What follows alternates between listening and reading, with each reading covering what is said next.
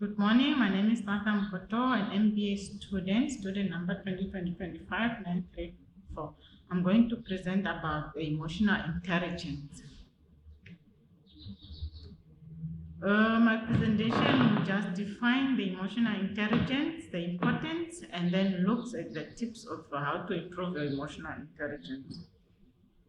Now, looking at the definitions, one is defined emotional intelligence is the ability to perceive, control, and evaluate the emotions. The other one, just define emotional intelligence is the ability how to manage one's own emotion as well as others' emotions. And then now we look at the importance of emotional intelligence. Emotional intelligence is very important because it can lead us on the path to fulfill and happy life by providing a framework through which to apply the standards of intelligence to emotional response and understand that this response may be logic consistent or inconsistent with particular beliefs about emotions. It will also then have the categories of emotional intelligence, whereby we have the self-awareness. In the self-awareness, these are the abilities whereby we recognize our own emotions, our strength, and limitations. Then we have the social skills. The social skills, we manage our own and we managing the relationships that benefits everyone around us. And then we have the self-regulations, whereby we allow to look wisely and manage our emotions and passes.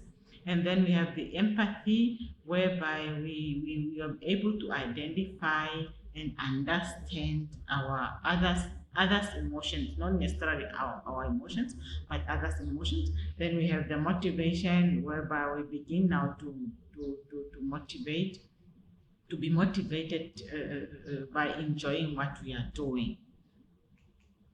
And then there I just defined those five, the self-awareness, self-management, the social awareness, and the relationship management.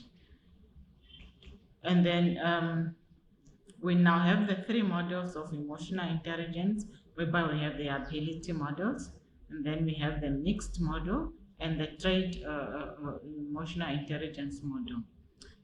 We then look at the definition or what is consistent in an ability model. In an ability model, we have the emotional perceptions, whereby these are through the facial expressions, the body language, the picture, or the voice, because one may look at like when speaking to me, you think maybe that's a man speaking, but when you see me in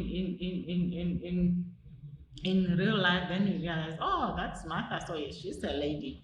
And in ability, emotional intelligence, we also use the emotions, the second activity proposed by ability models relating to a person's ability to use emotions.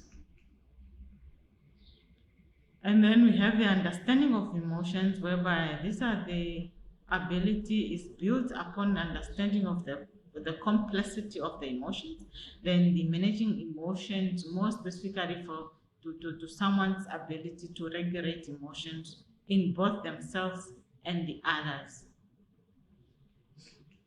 And then we have now again the mixed models of emotional intelligence, whereby these are that combines the ability with the personality characteristics. And these two models are generally thought to fall under the mixed models of emotional intelligence. And then the trained emotional intelligence models, this was first developed by a psychologist, Constantine, and provide a very different understanding of emotional intelligence than the ability models. He then evaluated how an individual perceives their emotions than them perceiving others, then this emotional intelligence, these emotional abilities and their perspective of them then affect their behaviors and perceived cognitive and behavioral abilities. Lastly, I'll speak about the tips on how to improve our emotions. We need to listen.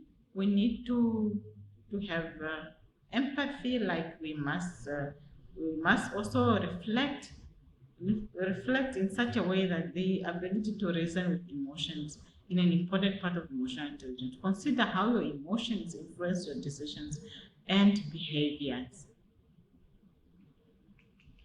Lastly, in conclusion, although emotional intelligence seems to become a natural to some, our brain's plasticity means we can increase our emotional intelligence if we are willing to put in the work.